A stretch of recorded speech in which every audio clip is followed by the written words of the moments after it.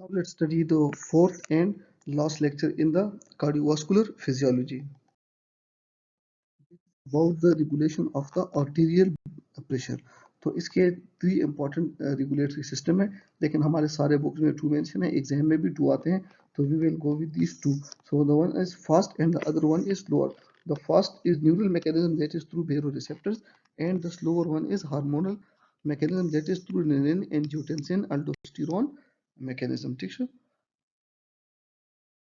Receptor reflex. अच्छा, before going into detail of baroreceptor reflex, याद रखिए कि इसमें जो हमने पैटर्न बनाया है ये एक फ्लो में जाए। एक फ्लो में का मतलब ये है कि अगर इसमें आप एक कंपोनेंट को ज्यादा करोगे तो बाकी जितने कंपोनेंट्स है वो उसके साथ ज्यादा होते रहेंगे, ठीक है।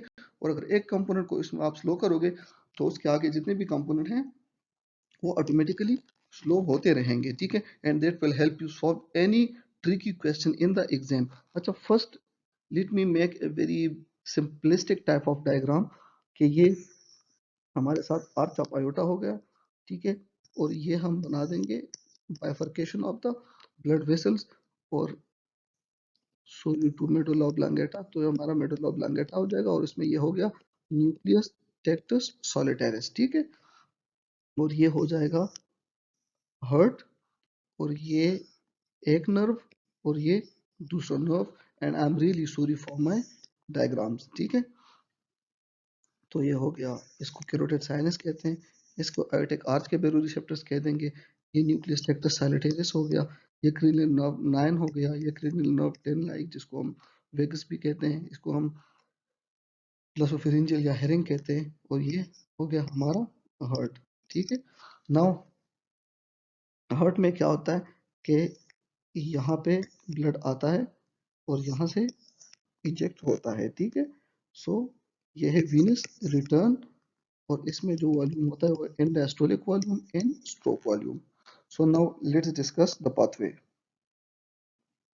पाथवे क्या है कि baroreceptor are stretch receptors that are located within the walls of the carotid sinuses near the bifurcation of the common carotid arteries, and they are more sensitive, ये point रहा था कि to the changes in the arterial pressure, but rapidly decreasing pressure produce greatest response. Rapidly decreasing pressure, don't forget this point. जबकि baroreceptors in the aortic arch जो हैं ये वाले, ठीक है, they respond to the increase in the arterial pressure but not to decrease, ये वाला, ठीक है ना। अच्छा, for understanding purpose we make a loop and just you know it, you can solve any problem related to it. So the first हमें पता है कि venous return ये वाला आएगा, ये हार्ट में जाएगा तो end diastolic वॉल्यूम बनाएगा, end diastolic वॉल्यूम आखिर में is stroke वॉल्यूम बाहर निकलेगा। ये स्ट्रोक वॉल्यूम जो है ये बनाएगा with heart rate cardiac output, ठीक है। और ये कार्डियक आउटपुट जब यहाँ निकलेगा तो ये कैरोटिड के और आयोटिक आर्च के थ्रू जाएगा, तो यहाँ पे भी स्ट्रेच कर सकता है और यहाँ पे भी स्ट्रेच कर सकते हैं। तो stretch on the baroreceptors, these baroreceptors are supplied by cranial nerve 9, ठीक है। तो यहाँ फायरिंग बाय क्रेनियल नर्व 9 होगी and that will go to the nucleus of tractus solitarius in the medulla. और न्यूक्लियस ऑफ टेक्टस सॉलिटैरिस जो है वो excite हो जाएगा और वहां से ये एक्साइट करेगा फर्दर क्रेनियल नर्व 10 को। वो क्रेनियल नर्व 10 वेगस है, और देन हम वेगस का इफेक्ट हार्ट पे जानते हैं कि अगर वेगस की एक्टिविटी ज्यादा होगी तो इसका मतलब ये है कि सिंपैथेटिक को डोमिनेट कर जाएगी और हार्ट रेट कम हो जाएगा। और अगर वेगस की फायरिंग कम होगी तो वहां पे सिंपैथेटिक डोमिनेट हो जाएगा और हार्ट रेट ज्यादा हो जाएगी। So hope you now understand this too, that venous return in diastolic volume, stroke volume, cardiac output, stretch on baroreceptors, firing by cranial nerve and 10, excitation of the nucleus of Tectus solitaris, firing by cranial nerve 9, and then effect on the heart. तो अगर let suppose कि मैं venous return को कम करूं तो सारे कम हो जाएंगे यहाँ तक कि आखिर में फायरिंग बाय क्रेनियल नर्व 9 कम हो जाएगा और हार्ट जो है बीट इसकी ज्यादा हो जाएगी। और venous रिटर्न कैसे कम होगा, लाइक फॉर एग्जांपल एक पर्सन को ब्लीड हो गया है, वो शॉक में चला जाता है, so we already know that the most important component of shock is tachycardia. So now let's solve some problems. Before starting let's recall the cranial nerve vagus is inhibitory to heart, जो कि हमें पहले से पता है, and it means that if the firing by vagus nerve increases heart rate will decrease, simple. अच्छा, number first scenario हमारे साथ आ जाता है ब्लड लॉस। तो let's come to the low, blood loss में वीनस रिटर्न जो है वो कम हो जाएगा, तो वीनस रिटर्न तो हार्ट में इंडायस्टोलिक वॉल्यूम कम होगा। इंडास्टोलिक वॉल्यूम कम होगा तो स्ट्रोक वॉल्यूम कम होगा, स्ट्रोक वॉल्यूम कम होगा तो कार्डियक आउटपुट कम होगा, और कार्डियक आउटपुट और स्ट्रोक वॉल्यूम कम होगा तो stretch on the carotid baroreceptor कम होगा, और अगर वो कम होगा so there will be decrease firing by cranial nerve 9, that's called Hering's nerve, इसको हम कहते हैं, ये स्पेसिफिकली जो ये सेंसेशन लेके जाता है।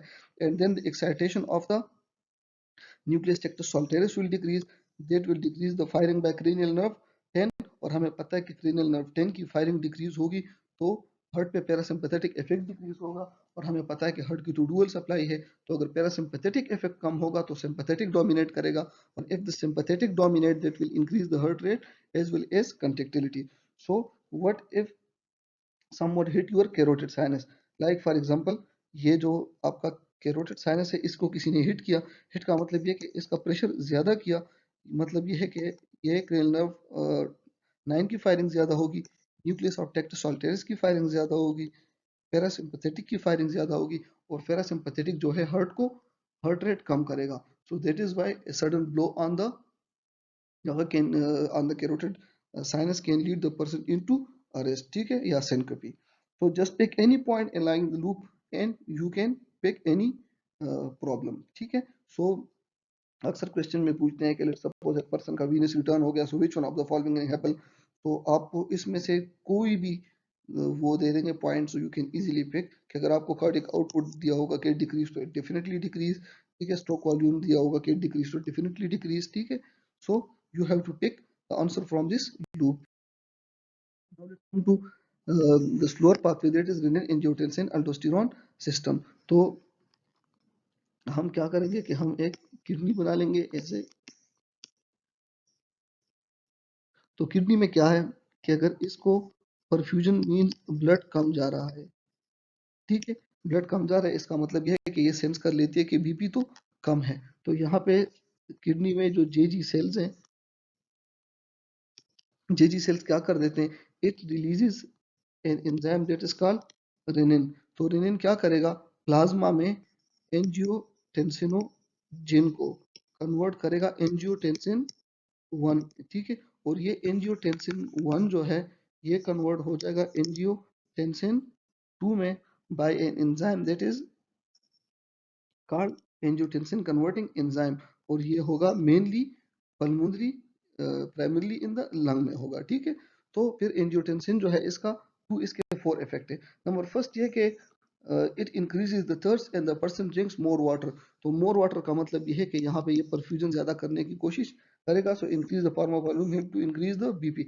सेकंड ये काम करेगा कि vasoconstriction of the arterioles करेगा, तो ये टोटल पेरिफेरल रेजिस्टेंस ज्यादा करेगा, और हमें पता है कि टोटल रेजिस्टेंस ज्यादा करेगा तो ये अच्छा नीचे एक्सप्लेन करने की जरूरत ही नहीं है, तो यहाँ पे एक्सप्लेन किए देते हैं कि तो प्रेशर इंक्रीज हो जाएगा। अच्छा याद रखिए कि angiotensin increase the activity of sodium and hydrogen pump, ठीक है, एक्सचेंज इन द पीसीटी, ठीक है, तो proximal convoluted tubule of nephron of kidney जो कि हम ऑलरेडी पढ़ चुके हैं, और इसकी एक्टिविटी ज्यादा करेगा तो सोडियम अंदर जाएगा, और सोडियम अंदर जाएगा तो हमें पता है कि प्रॉक्सिमल ट्यूब्यूल में सबसे ज्यादा वाटर सोडियम के साथ अंदर जाता है, और अगर प्रॉक्सिमल कन्वल्यूटेड ट्यूब्यूल में सोडियम अंदर जाता है, वाटर जाता है, that increase the water concentration in the plasma, or once again it will tend to increase the blood pressure and it increases the synthesis and secretion of aldosterone, ठीक है।